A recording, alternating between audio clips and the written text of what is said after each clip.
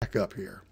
You did pay attention to that fellow in the picture there, didn't you, who's sneering at you with that curled lip? And I presume that you know who he is.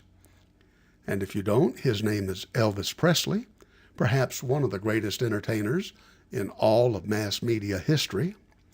And Mr. Presley passed away just over 40 years ago in Memphis, Tennessee. We'll be talking about him and about the role that that city plays in popular music. But the reason that I chose to include him on this screen, even though he has been dead for more than 40 years, he is still, well, his estate, his heirs, are still among the top earners in the entertainment industry. His music and his movies still continue to attract audiences and still sell in the millions of dollars of merchandise even 40 years after his death. So, as I alluded just now, we will be focusing on music as a form of entertainment, and that's discussed within pages 238 through 242 of your textbook. What do you know about the rock and roll revolution? Rock and roll music, which fostered tremendous cultural change and tremendous dissent between teenagers and their parents, was a phenomenon that began in the 1950s. So let's do some math here. Let's think about who in your family circle was a teenager in the 1950s. Well, we're probably talking about your grandmother and your grandfather, aren't we? Yeah, I suspect so. So this might come as a little bit of a surprise to you if we talk about the idea that when Grandma and Grandpa were in their teenage years in the 1950s, they were a rather rebellious bunch of people. Rebelling against what? Well, rebelling against the adult culture of the 1950s. Teenagers during this decade did not care for many of their parents' values. Now we're talking about your great-grandparents. And the teenagers of this time period rejected the values, they rejected the music that adults listened to at that time, and they found a rebirth, and teenagers found their own voice in the music, the rock and roll music that developed in the 1950s. Now, music has always had sort of a geographic connotation associated with it, less so today than 50 or 60 years ago. But here in Cape Girardeau, here in the lower Midwest, we are privileged, in my opinion, to be in a part of the United States where a lot of things in the geographic region, not so much Cape Girardeau, not so much Memphis, but within a 3 or 4 hour drive of this area to, let's say, Nashville, Tennessee, or Memphis, Tennessee, and certainly to some extent St. Louis, Missouri. A lot of things interesting going on in the development of popular music and pop music. The region that we live in, and I'm again speaking very broadly in a large geographic area, several different forms of popular music developed and then sort of converged or melded into a sort of a synthesis of a new kind of music. But let's just stop and think for a moment that in this lower Midwest or maybe upper southern region of the United States, we have people who are advancing country music. We have musicians who are advancing the popularity of what is called rhythm and blues, R&B, or soul music. And then we have other people who are specializing in country music, or what at that time might have been more likely called hillbilly music. And when you bring, and then some were pioneers in rock and roll. So when you bring everything together, the synthesis uh, of all of this is there was the creation of what is called rockabilly. And there were a number of artists who tapped into various forms of music for their influence. And it came from gospel, and it came from rhythm and blues, and it came some from rock and roll, and it came some from country and western and hillbilly music.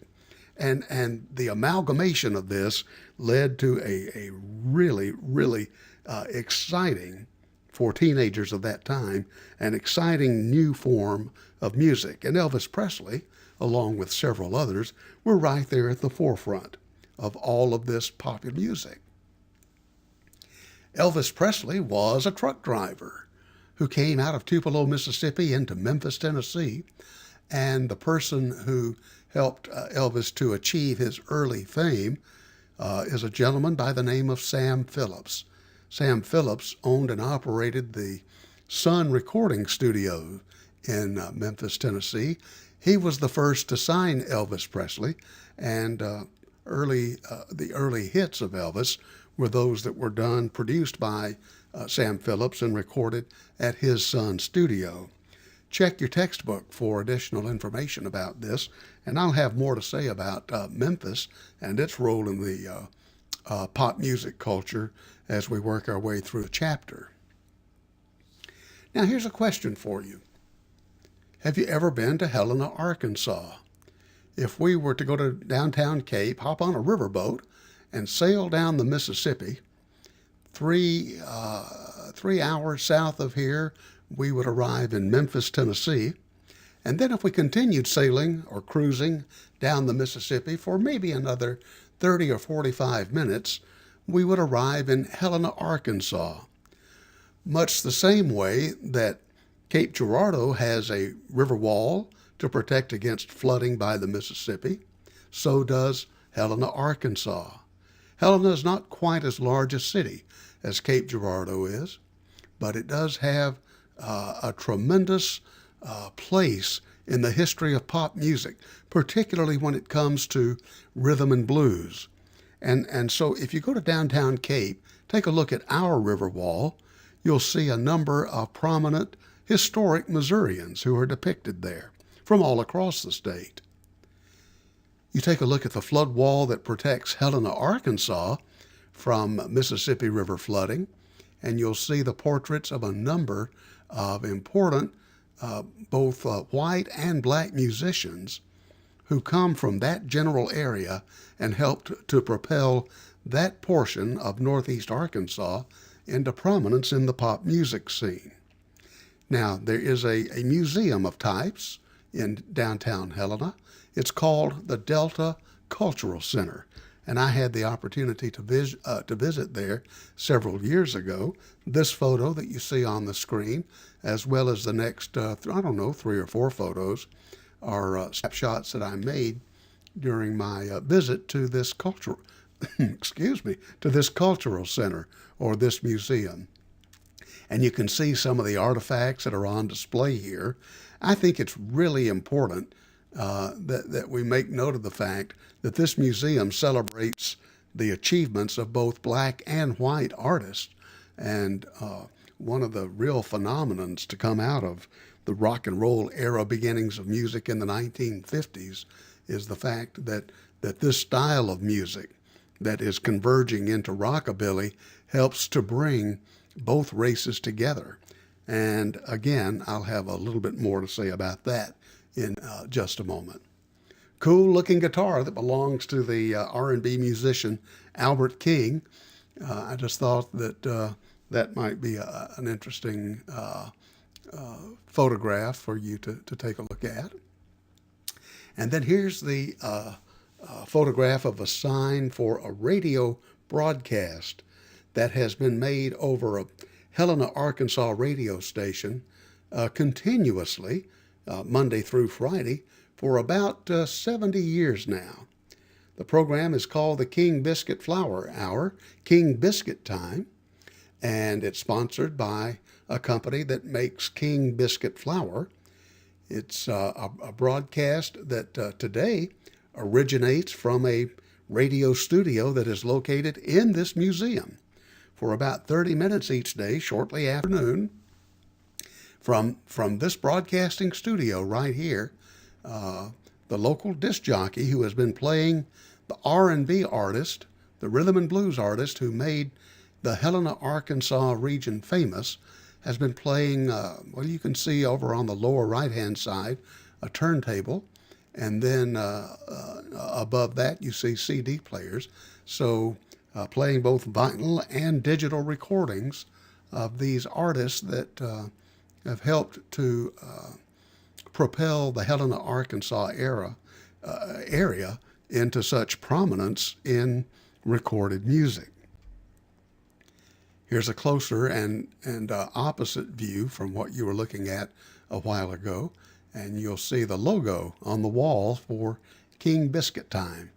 I think it's the longest running, continuously running radio broadcast in the United States. Now, I mentioned just a while ago that we'd come back to this discussion. In the 1950s, as far as recorded music is concerned, there was music for adults, and then there was music for the teenagers. And what teenagers listened to, mom and dad didn't care for. And what mom and dad were listening to, teenagers would have nothing to do with it. So let's just take a look at these bullet points for just a moment, bring out some high points of this clash between the young and old in the 1950s. We've already talked about Elvis Presley down in the lower right-hand corner. Do you recognize the gentleman wearing the hat in the photograph above Elvis? Probably not. His name is Frank Sinatra. He was a teenage idol way back in the 1940s, but the kind of music he was singing was not rock and roll. In the 1950s through, probably the late 1990s, early 2000s, the music of Frank Sinatra represented adult music. He was the kind of singer or vocalist that older people with adult taste enjoyed listening to, not the rock and roll, the rockabilly music of Elvis Presley. The songs that Sinatra sang appealed more to intellect, as opposed to the songs of Elvis Presley, which were driven by emotion. And so we talk about what is called high and low culture in recorded music. Sinatra representing a higher level of culture, Elvis representing a lower level. And those are not negative or positive terms necessarily. They're just descriptive terms about the nature of the people who were attracted to the recordings of these two singers. Now, what is happening in the 1950s is that rock and roll music is really beginning to, what we say, blur the cultural boundaries of people of that time. For instance, the roles of masculinity and femininity in recorded music are beginning to blur at this point. And for whatever you might think of artists who are transgender and sort of blurring that boundary today, you might be surprised to know that this was going on as early as the 1950s. Certainly music was bringing blacks and whites together at a time when there was so much racial strife and division amongst people according to race for any number of various reasons. And I'm certain you've studied the history of civil rights and the importance of places like Selma, Birmingham and Montgomery, Atlanta, all of the different activities that were going on there and the racial injustice that was going on. But you know what? Somehow, some way, music found a way, maybe not entirely, but it found a way to help unite blacks and whites, to help find a common ground, to help find a respect for one another. The same for persons in the North as opposed to Southern people. which were clearly divided in a number of ways. But music helped to bring people from various geographic regions together. And certainly when it came to the music of the church, which was so important for both blacks and whites, so many popular rock and roll singers of the 1950s, 60s, and 70s, and probably even up until today. We're talking about people who got their first public exposure by singing in their churches. Elvis, for example, certainly credits singing in church as the place where he first began to get public exposure. So rock and roll is bringing people together from a lot of different backgrounds and blurring the cultural boundaries, except in one particular area, and that is the generations of people. The younger and the older just didn't seem to be able to find much common ground in the music that they were listening to. Adults, by and large, of the 1950s and 60s could not embrace rock and roll, nor the artist who sang it, and many parents of these decades really had difficulty with their children who so fully embraced rock and roll. Might be something you want to talk to your grandparents about sometime. I put this in just because some people in a class asked me to several years ago. You may be aware that Elvis Presley, who died in 1977, was only 42 years of age. He had been a pop music star since his late teens, but he did not live beyond age 42. This is one artist's speculation. Several years ago, had he lived, Elvis would have celebrated his 80th birthday, and this is an artist's speculation of what he might have looked like had he lived to be age 80. Now, also out of the 1950s, let's talk about two performers who came out of the southern United States. One came out of the state of Florida, the other out of the state of Georgia, and both of them managed to capture the public's attention in the same way, or almost the same way, that Elvis Presley was doing. And my guess is that you probably don't recognize these photographs. In the upper right-hand portion of the screen, that artist is Little Richard Penniman. He performed under the stage name Little Richard. He did not use his surname when he was performing, and in fact, he still, on occasion, continues to perform today.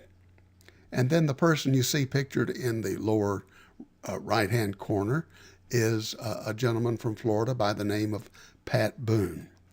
Now, I will give you some setup in this discussion today for a video that we're going to watch in class very soon that's going to help you better understand the relationship of recorded music and the races here. But before I go any further, let's talk about an important form of broadcasting for popular music in the 1950s. Important just as much and more than it was even today. And that what I'm talking about is radio broadcasting. Radio in the 1950s was the way that 99% of all Americans learned about the release of new music recordings. When an artist would go to a recording studio and record the songs for a new album or a new single release on a 45 RPM vinyl record, it was radio that introduced those songs to the people. But here's what we need to know about the radio industry in the 1950s. Basically, radio played three kinds of music that appealed, or maybe four, that appealed to various artists. There were the stations that played music that appealed to mom and dad, and that was Frank Sinatra and artists that sang in the style that was appealing to adults at that time. We've talked about rock and roll and Elvis and the stations that played music for teenagers. There were also stations that played what was called country and western music, mostly in the Deep South and the Midwest and the Far West. And then there were just a few stations that were playing what was called R&B music, rhythm and blues music. Very few stations were playing R&B music, and the vast majority of these stations were owned by white men. The bottom line was that in this decade of the 1950s, most black artists did not get their exposure, did not expose their new recordings to listeners by means of radio airplay. Most radio stations would not play recordings by black artists. Now, this is it's actually a sad situation to have to recall, but it's very reflective of racial segregation in broadcasting in the 1950s. So, when a black artist managed to be able to go into a recording studio and make recordings, where were those recordings being played?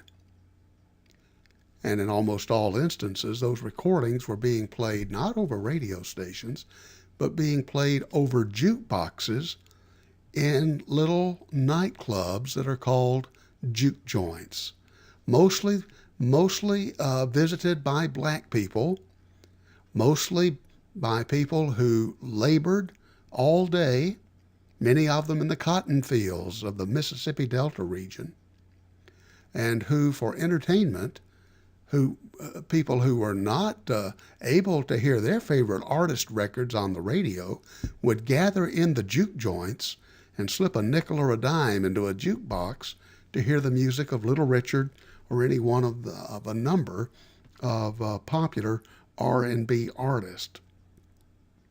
Now, two videos that we're going to look at in class. One is about the history of jukeboxes in the Mississippi Delta. The other is a video that tells a portion of the life story of Little Richard Penniman and also contrasts that with the life of Pat Boone. Now, what's important to tell you about before we watch these videos in class is that Pat Boone was able to take a song that maybe Little Richard had written and had recorded and was making popular in the juke joints, and Pat Boone could go into a recording studio and make his own version of this song, recording it in, for lack of a better term, let's say the Pat Boone style. And in doing so, that's what the industry calls making a cover recording. Pat Boone covered the compositions that had been written by Little Richard. And whereas the radio stations would play the music of Pat Boone, they would not play the music of Little Richard. They would play Little Richard's songs sung by Pat Boone, but they wouldn't play Little Richard's recordings of those songs. So we'll move on for now, but just know that the video is going to tell you an interesting story about how this relationship between these two artists and radio broadcasting came together. I want to move the discussion up a decade now, not quite a decade, but into the decade of the 1960s, and particularly in the early 1960s, prior to the arrival of a number of British rock and roll bands in the United States in 1964. You probably have heard of the British invasion when the Beatles came to America, and the Rolling Stones and the Dave Clark Five, and something in the neighborhood of maybe 20 different British bands that came to the United States and got popularity in the mid-1960s. But the time period that we're talking about now is prior to that time when these artists crossed the Atlantic and came to our shores. This is the time period 1961, 1962, and the person that you're looking at on this slide is a record producer by the name of Phil Spector. Phil Spector specialized in creating recordings by young females or groups of young females, and he was tremendously successful in what he did in terms of identifying new talent, both white and black, by the way, mostly young black artists. In the video that we're going to watch about this time period of music, you're going to hear a recording producer talk about Phil Spector, who made, and take a look at this middle bullet point, that he made little symphonies for kids. Symphonic music, we're talking about lush with violins, what we call string music, as opposed to maybe not so much focusing on guitars and drums, but he made little symphonies for kids. And he used a recording technique that he pioneered that was called the wall of sound. And you'll see that presented to you in the video. The wall of sound was a technique in which Phil Spector would just crowd the recording studio with multiple pianos, multiple guitars, multiple violin players, multiple vocalists, adding echo and reverberation. And so when you listen to the recordings that Phil Spector made, his songs, the music just rumbled out of the speakers. It came roaring at you, much as if there was a wall of sound approaching you. It was a unique technique, and it really sounded really good on the radio, and a lot of people enjoyed listening to the music of Phil Spector. Now, featured in the video are a number of artists, including this one right here. This lady's name, she's in her teenage years in this photograph. She was born Ronnie Bennett. She later married producer Phil Spector in the early 1960s. And Phil Spector naturally turned his young black wife into one of the top recording artists of her time. In the video, the composer Jerry Goffin, who wrote a number of hit records in the 1960s, is quoted as saying, and this is a partial quote in the second bullet point here, that in the 1960s, God was a young black girl who could sing. Now, not referring to the deity, but God in the sense of an idol. Phil Spector turned his young wife, Ronnie Spector, into a pop music idol. Katy Perry, comes to mind today as someone who has that kind of popularity, or Taylor Swift. That was who Ronnie Spector was in the early 1960s. She was, to some extent, a star who was manufactured by Phil Spector. Not to say that she didn't have her own natural talent, but her stardom clearly was propelled to new heights by the production techniques that had been pioneered by her husband. The lady that you see at the bottom of this slide was a pop music songwriter of the early 1960s. Her name was Carole King. She initially achieved success as a songwriter. In the 1970s, she became a vocalist in her own right and achieved quite a bit of success. But in 1961, she wrote a song that a group of young black teenage artists named the Shirelles, that they had a #1 hit in the United States with a song that Carole King wrote, and the title of the song is this, Will You Still Love Me Tomorrow? And so I've excerpted a paragraph of lyrics out of this song, one stanza, and take a look at the lyrics of this song. I'd like to know that your love is love I can be sure of. So tell me now, tonight, and I won't ask again, will you still love me tomorrow? This is a song about the sexual revolution of the early 1960s. And you're going to hear Carole King discuss the reaction to the lyrics in this song. It's asking that question, will young men respect females in the morning? And it was a very powerful song for that time period.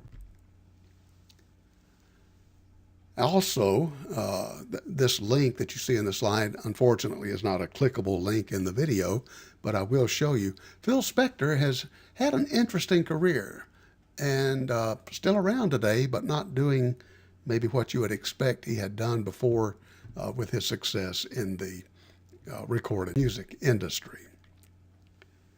Now, let's shift gears entirely. Let's go in a different direction and talk for just a moment about video games and the video gaming industry, because I think it's really important for us to examine the whole phenomenon of video gaming and to begin the investigation by reminding ourselves what the definition of mass communication is. What is mass communication, anyway? We talked about this in the very first chapter of the textbook. It's introductory information. Let's go back and take a look. Page 4 of your textbook says that mass communication is technology-assisted transmission of messages to mass audiences. Traditional mass media.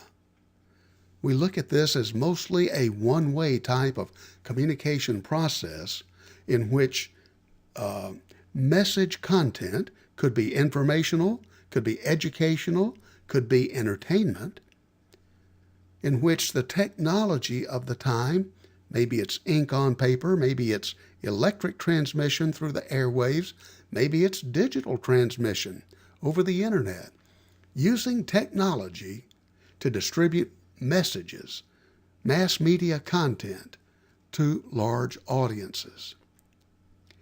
Now that definition applies to the 7 forms of what we call traditional mass media, the books, newspapers, and magazines of print technology, the movies, the recorded music, the radio and TV broadcasting, of electronic communication, and today digital communication as well over the internet.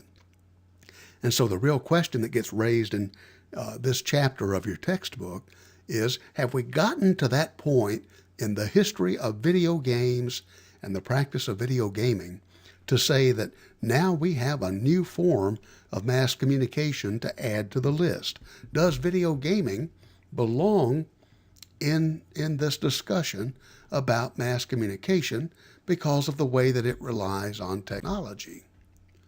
Well, I will leave that answer up to you. In fact, we'll probably, if we have time, we'll do a little exercise in class that challenges your thinking about this.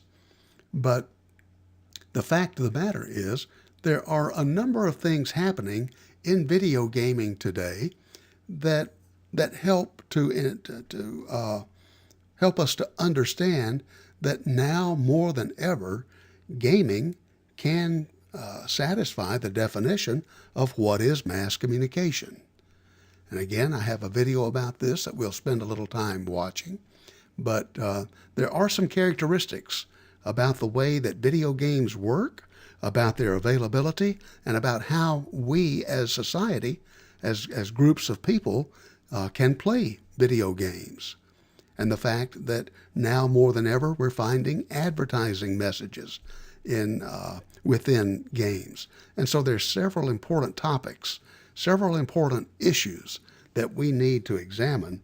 And I think after we do that, we'll all be pretty well educated about this, and we'll be able to intelligently answer that question.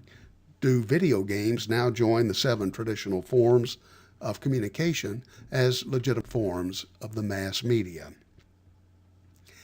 Now, it's time to wrap up. I have mentioned several times during this lecture about the videos that we're going to be watching. Just a reminder that when we get back together in the classroom, we'll be watching videos about the importance of the jukebox to the mass media culture and recorded music.